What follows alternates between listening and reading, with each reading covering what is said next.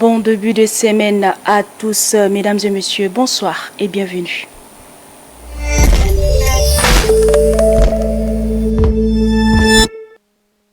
Cette édition par l'éditorial la semaine dernière, l'Assemblée nationale a adopté un projet de révision de la Constitution. Ce projet a suscité des vives critiques au sein de la classe politique et de la société civile. Il faut rappeler que dans quelques semaines, ce projet sera adopté lors du congrès des deux chambres. L'Aldium Narcisse, si l'éditorial. La date du 15 septembre 2025 restera gravée dans les annales de l'histoire politique du Tchad. Ce jour, les députés ont voté un projet de loi portant révision de la Constitution de décembre 2023. L'adoption de ce projet de Constitution continue de faire des gorges chaudes dans le landerneau politique tchadien. D'ailleurs, au sein de l'hémicycle de l'Assemblée nationale, lors du vote, les députés du groupe parlementaire RNDT le réveil de l'ancien Premier ministre Pahimi Padague Albert, par ailleurs chef de file de l'opposition démocratique qui était en cours, ont boudé la séance et ont décidé de claquer bruyamment la porte pour ne pas cautionner cette mascarade. Ils ont manifesté leur mécontentement et sont sortis de la salle. Il faut dire que les députés de la majorité et leurs alliés ont utilisé tous les stratagèmes pour tenter de convaincre leurs collègues de l'opposition, mais il n'en est rien. Ces derniers sont restés intransigeants et ont estimé que ce projet de révision est un recul pour notre démocratie naissante. En votant ce projet de révision, les députés de la majorité estiment que cela permettra au chef de l'État de parachever les nombreux projets de société qu'il porte en faveur du peuple tchadien. Ces arguments ont été balayés d'un revers de la main par les opposants regroupés au sein du GCAP, groupe de concertation des acteurs politiques. Cette aile, considérée comme radicale de l'opposition démocratique, n'est pas passée par quatre chemins pour traiter les partisans du pouvoir de tous les noms d'oiseaux. Ces acteurs politiques très remontés ont exigé le retrait pur et simple de ce projet de révision constitutionnelle qui n'a pas de sens à leurs yeux. Au sein de la société civile également, les voix se sont élevées pour accabler les députés de la majorité de tous les péchés d'Israël. Pour elle, la démocratie tchadienne est en train de battre de l'aile à cause de certains prébendiers de la République. Faux, rétorquent les partisans du pouvoir qui dénoncent à leur tour la volte-face de l'opposition tchadienne en mal de popularité. Ils croient dur comme fer que cette modification est un signe de vitalité pour notre jeune démocratie. Il faut ajouter qu'un congrès sera organisé d'ici quelques semaines pour toiletter ces textes afin de les adapter aux réalités du pays en dépit des polémiques qui enflent entre les acteurs politiques de tous bords. À lundi prochain, plaise à Dieu.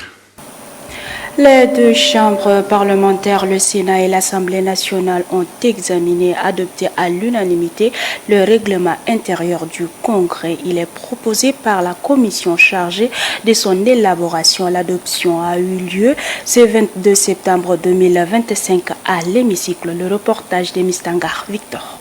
Pour un cadre juridique et institutionnel dynamique, les deux chambres du Parlement bicaméral viennent d'adopter par une majorité ce 22 septembre le règlement intérieur du Congrès. Cette démarche est conforme aux dispositions constitutionnelles en vigueur qui indiquent la tenue de la Chambre basse et de la Chambre haute en Congrès pour statuer sur les questions en lien avec la nation. Cette réunion conjointe les deux chambres nécessitent un cadre procédural spécifique. Le règlement naturellement de ces deux chambres d'élaborer et d'adopter un règlement intérieur propre au Congrès, conformément aux dispositions de l'article 151 alinéa 2 du règlement intérieur de l'Assemblée nationale et 125 du règlement intérieur du Sénat.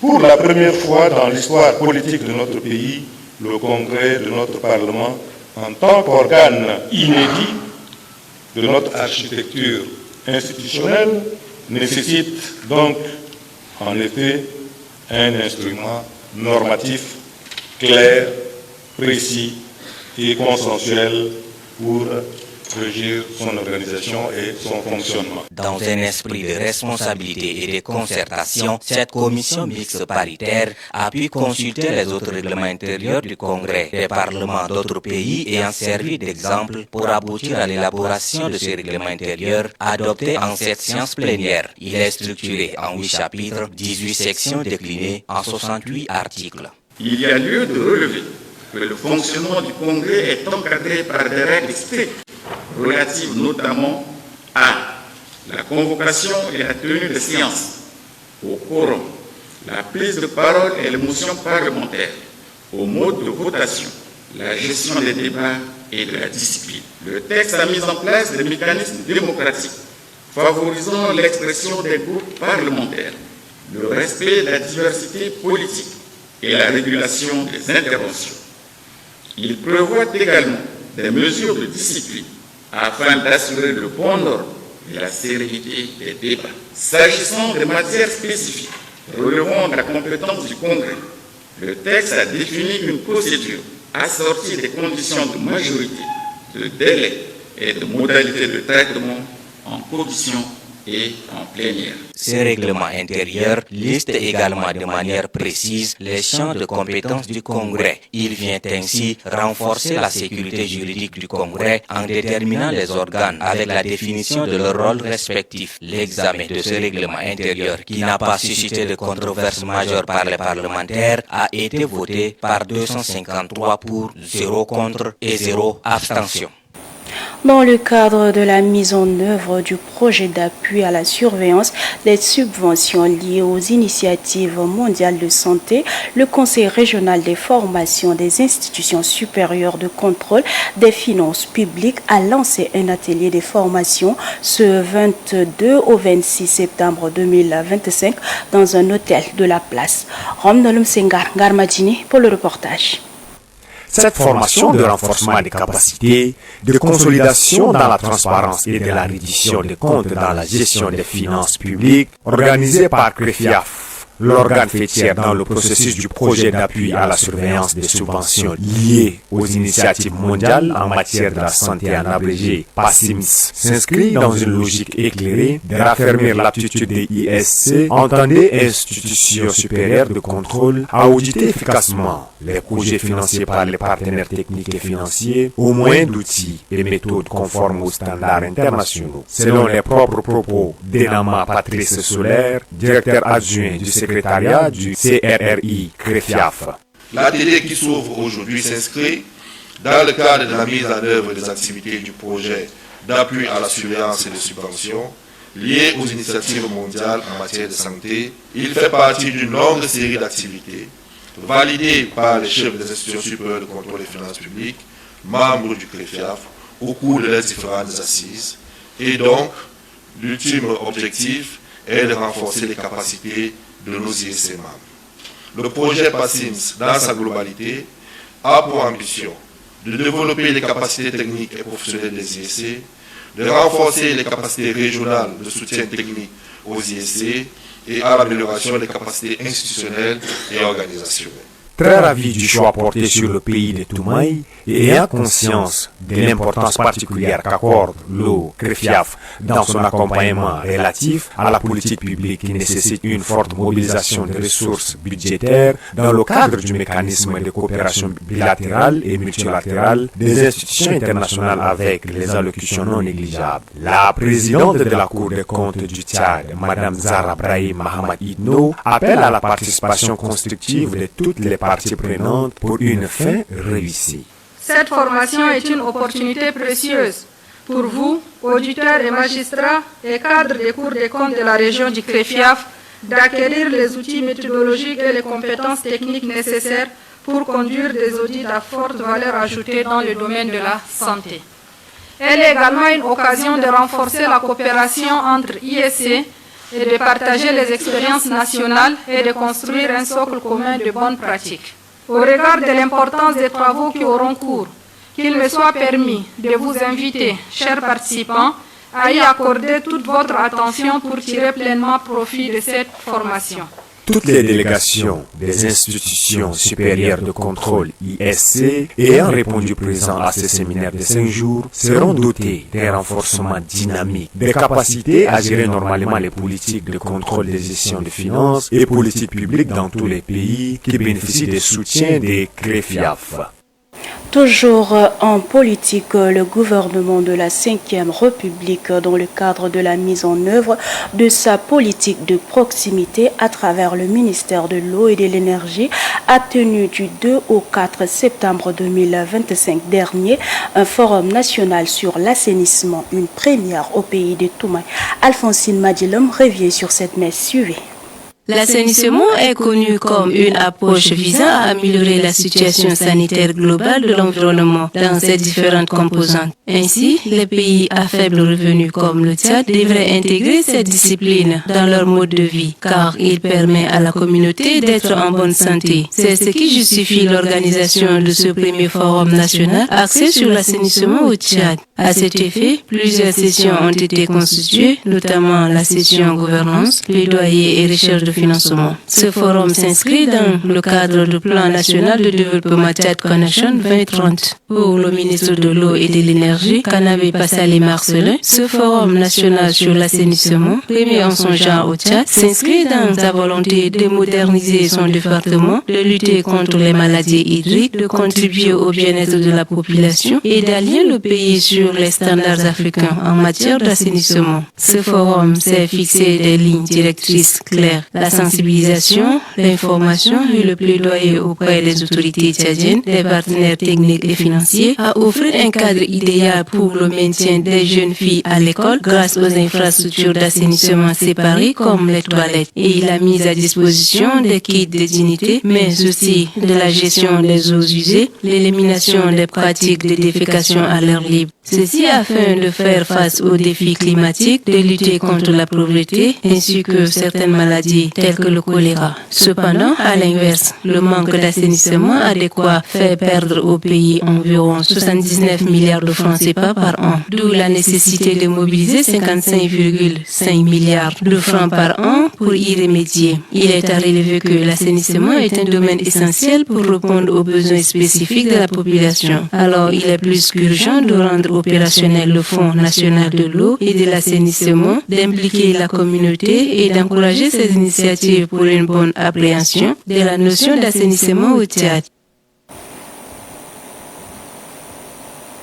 À l'occasion de la Journée mondiale de la paix célébrée hier, plusieurs manifestations se sont déroulées pour exprimer le besoin réel d'une paix durable en faveur de l'humanité. Alphonsine Madjilom revient sur cette journée. La Journée internationale de la paix a été instituée en 1981 par l'Assemblée générale des Nations unies. Cette journée vise à promouvoir la paix et accorder du sourire à la communauté vulnérable, victime de toutes sortes de violences et de conflits à travers le monde, d'une part, et d'autre part à encourager les initiatives des acteurs de la paix et de rappeler aux dirigeants du monde les engagements à faire de la paix une denrée prioritaire. Cette année, le thème retenu est « Agissons pour un monde pacifique ». Au Tchad, plusieurs organisations se sont mobilisées pour livrer des messages d'espoir, du vivre ensemble et démontrer que la paix est une culture de comportement. La communauté tchadienne vit depuis une décennie dans une situation complexe jalonnée par des conflits et des crises qui perturbent la quiétude. Conscient de la morosité du climat sociopolitique, le médiateur de la République Saleh Kebzabo a mobilisé autour de lui les autorités tchadiennes, en l'occurrence le ministre d'État, ministre en charge de l'enseignement supérieur, Dr Tom Erdimi, ainsi que la représentante du coordonnateur résident du système des Nations Unies au Tchad, Dr Blanche Eni, pour une marche de paix et de solidarité. La paix, faut-il le rappeler, n'est pas un vain mot ou simplement l'absence de la guerre, mais un état d'esprit sain, dans un corps sain et dans un pays sain. Mais en attendant, nous souhaitons une excellente commémoration de la Journée internationale de la paix à tous.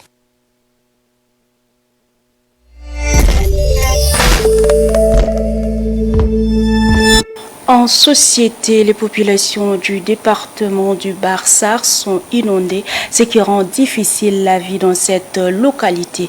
Notre correspondant a fait le déplacement pour constater la situation de la population. Voici le compte rendu de Ankunoit Remadita. Ce département, dont le chef-lieu est Moïsala, a célébré ses 100 ans d'existence il y a plus d'une dizaine d'années. Aujourd'hui, en dehors du manque d'infrastructures routières avec des bâtiments administratifs qui datent d'années coloniales, la quasi-totalité de la population vit à chaque année dans une forte inondation. En ce mois d'août et septembre, plusieurs villages des cantons Bekourou, Begara, Ngalo et Bouna dans ce département sont inondés. Des champs, des concessions et des lieux publics sont engloutis par des eaux de pluie. Le secrétaire général du département du Barsara, Kagdim Kaleb, fait un état des lieux de ces inondations. Beaucoup de villages sont affectés Nous pouvons faire mention du village Bégara, village Gansela, village Nangmaja, Kaba 7, Kaba 8 et bien d'autres villages. Les ménages, à cause de l'inondation, sont obligés d'aller chercher des terres exonées, des endroits où c'est habitable. Ils ont eu à construire des bâtiments en tôle et ils y habitent pour le moment. Alors, comme nous sommes à la tête du département, et vu qu'il y a également certains services déconcentrés de l'État, par exemple l'hôpital à travers les RTS qui sont les responsables des centres de santé, les chefs de zone, les médecins, ont à l'heure où, je vous dis, dépêché des relais, c'est-à-dire des personnes dans ces zones, c'est également des villageois qui sont formés dans le domaine de la santé, qui sont là à côté de nos populations et ils leur administrent les premiers soins de nécessité. Parce qu'il y a des enfants, il y a également des grandes personnes qui souffrent de palu. Au cas où il y a nécessité, ils n'hésitent pas d'intervenir et ils ne cessent également de nous relayer en fait les informations. Et l'urgence est là. L'urgence pour cette situation demeure grande, ce qui nécessitera des interventions urgentes pour sauver la vie des populations qui vivent désormais comme des êtres aquatiques. Je vous propose de suivre le secrétaire général du département de Barsara qui déplore cette situation rendant difficile les activités administratives, économiques, mais aussi les organisations non gouvernementales de la localité. Il est au micro de notre correspondant, Aknoït Remadita. Le département du Barsara est enclavé. Et notre grand problème, c'est l'enclavement. Au sortir d'ici, pour avoir accès à la MENA, il faut passer par Komra. Cette voie qui est la plus pratiquée. Maintenant, nous avons deux issues. Il y a la voie qui va de Moïsala, Béboro, Komra. Il y a également une autre voie qui va de Ngalo, Bessada, ça aboutit sur le goudron. Mais cette voie, puisque c'est de l'enclavement qu'il s'agit, actuellement la voie la plus pratiquée, c'est la voie allant de Ngalo, Bessada qui débouche en fait sur le goudron.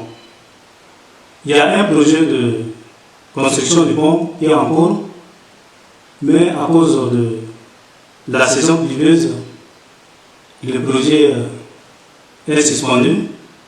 Et je crois qu'à l'issue de la période pluvieuse, les concernés, ceux qui travaillent sur ces tronçons vont reprendre le travail pour continuer avec le développement d'une ville passe par la route. Et nos axes, leur situation laisse à désirer. Actuellement, pour quitter de Moïsala à Komra, on arrive au bord d'un fleuve et on prend la pirogue pour avoir accès à l'autre rive et puis continuer. C'est vraiment un parcours de combattants. Et je crois qu'à travers notre échange, les plus hautes autorités vont également nous écouter. Nous sommes leurs représentants dans la localité et la situation que nous vivons est difficile. Il y a des rencontres qui se passent à Komra qui demandent également nos présences, mais notre déplacement est difficile. Le déplacement des opérateurs économiques est difficile. Le déplacement des ONG et autres qui viennent régulièrement ici, à l'heure où je vous parle, sont également suspendus à cause de l'état de la route. Il faudrait que des dispositions puissent être prises pour question de permettre à ce que les projets suspendus ça et là, et en l'occurrence le projet en cours, puisse se terminer dans de bonnes conditions pour nous sortir donc de ce que nous qualifions en fait d'ornière. La construction du deuxième pont à double voie sur le fleuve Chari est presque à la fin. Pour la bonne finalisation de ce projet, le maire de la commune du 9e arrondissement a écrit une note publiée hier pour appeler la population au respect de la route. Plus de détails avec Larissa Gakutu. Financé entièrement par les ressources propres de l'État tchadien, le projet de construction du nouveau pont à double voie sur le fleuve Chari, censé prendre fin en mai dernier, connaît de retard et se poursuit jusqu'à ce jour. L'initiative de cette construction vise à renforcer les liens entre les quartiers situés de part et d'autre du fleuve Chari. Dans le souci d'achever les travaux, le maire de la commune du 9e arrondissement, en collaboration avec le directeur de projet, après avoir informé l'opinion publique et les usagers de la réduction de la voie à sens unique ce lundi 22 septembre 2025, permettent la finalisation des travaux giratoires ont procédé à l'applicabilité. Par ailleurs, il invite la population à faire preuve de civisme en respectant le code de la route, la limitation de vitesse ainsi que les consignes de sécurité en vigueur et les panneaux de signalisation. Très tôt ce matin, l'axe quittant le petit marché appelé communément le marché Hadjaray en allant vers Ndéli jusqu'à l'hôpital Ordre de Malte de Walia reste barré jusqu'à la fin des travaux. Quel serait l'impact de cette décision sur les piétons de ce tronçon, surtout que cette voie est souvent restreinte par l'occupation anarchique des gros porteurs et les douaniers. Nous y revenons avec plus de détails dans nos prochaines éditions.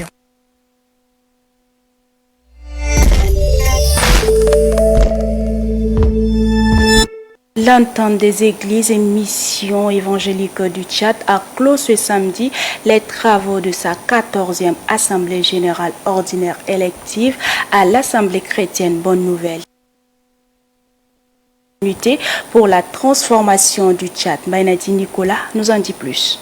Placée sous le thème « L'unité pour la transformation du Tchad », cette 14e Assemblée générale biennale élective des enfants des ententes des églises et missions évangéliques au Tchad marque un événement de rassemblement pour les délégués venus de différentes dénominations et bureaux locaux. Durant ces 3 jours de travaux, les participants ont bénéficié des enseignements, des exhortations et les analyses qui ont éclairé les réalités sociales et politiques du pays. Animés par des leaders spirituels et des experts en transformation sociale, ceux-ci ont exploré les nécessaires permettant à l'Église de jouer son rôle crucial pour le développement et la réconciliation nationale. Les échanges ont été riches et constructifs, animés d'une participation active des acteurs ayant répondu présent. Dans sa leçon de clôture, le révérend Dr Aslongano Feno a souligné que tous les serviteurs de Dieu sont des ministres de transformation qui doivent faire preuve de changement de mentalité. Les participants ont saisi l'opportunité de formuler des recommandations, entre autres la mise en place immédiate d'une commission de révision des textes de base de l'EMET, le renforcement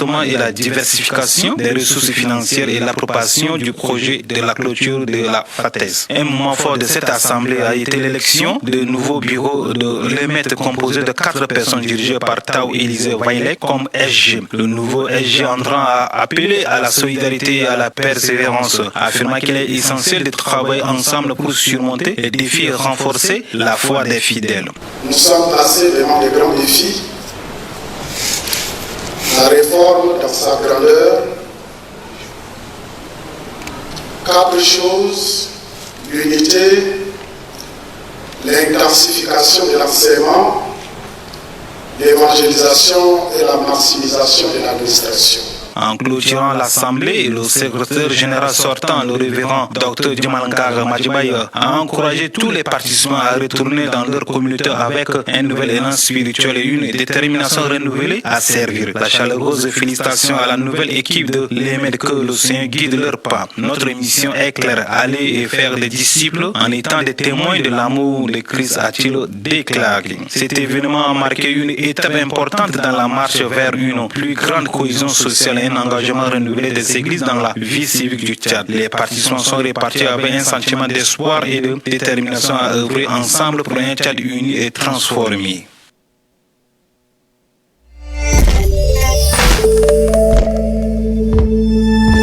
La Ligue du basketball de N'Djamena a organisé un championnat play-off qui a permis aux jeunes sportifs de démontrer leurs capacités et talents pendant 3 mois. Cette initiative a aidé ces jeunes à mieux se connaître pendant les entraînements. Nodjimadi Chouziane.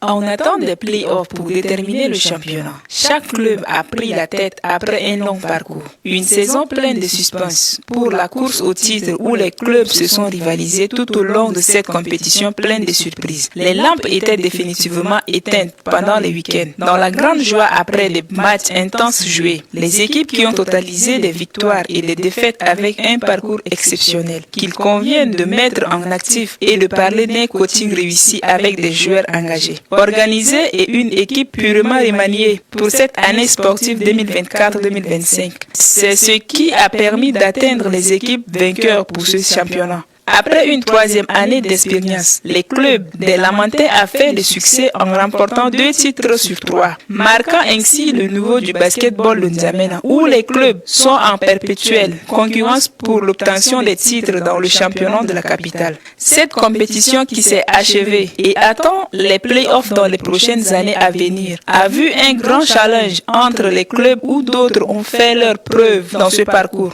Pour le secrétaire général adjoint de la Ligue provinciale de basketball de N'Djamena, Samuel Bantigal, ce parcours vise à déclarer un champion, car les équipes sont très concurrentielles. Tous les clubs qui sont qualifiés à cette phase des playoffs ont un niveau de jeu impeccable. Alors, la phase suivante serait très compétitive.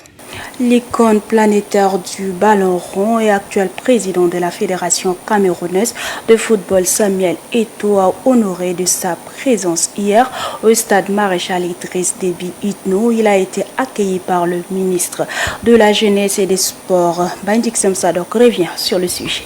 Samuel Eto'o, quadruple ballon d'or, a foulé la pelouse du flamboyant stade olympique Maréchal Idriss Déby Itno, un complexe ultramoderne conçu pour accueillir des compétitions internationales de premier plan. Guidé par le ministre Maïdé Hamid Loni, le président de l'Africa Foot a longuement admiré cette arène sportive des dernières générations, véritable vitrine du renouveau footballistique tchadien. Lors d'un échange en tête-à-tête avec le membre du gouvernement, Eto'o a adressé ses félicitations les plus appuyées aux plus hautes autorités tchadiennes, en particulier au président de la République, le maréchal Mamad Idriss Déby Itno, pour la concrétisation de ce projet ambitieux. Ce stade est une fierté non seulement pour le Tchad, mais pour toute l'Afrique centrale, a-t-il déclaré, soulignant que cette infrastructure est un tremplin pour la promotion du sport et l'organisation des événements continentaux d'envergure. Le moment fort de cette visite a également été marqué par la présence des jeunes du centre de formation Galactique FC qui ont eu le privilège d'échanger quelques passes et de dialoguer avec la légende vivante du football africain. Ému par leur engagement et impressionné par le dynamisme des encadreurs, Samuel Eto'o a encouragé la relève tchadienne à persévérer, saluant l'existence d'une équipe senior évoluant déjà en première division en N'Djamena. En quittant le stade sous les ovations, l'ancien attaquant de prestige a laissé derrière lui un message fort. Le football tchadien dispose désormais d'un écrin digne des plus grandes ambitions appelées à faire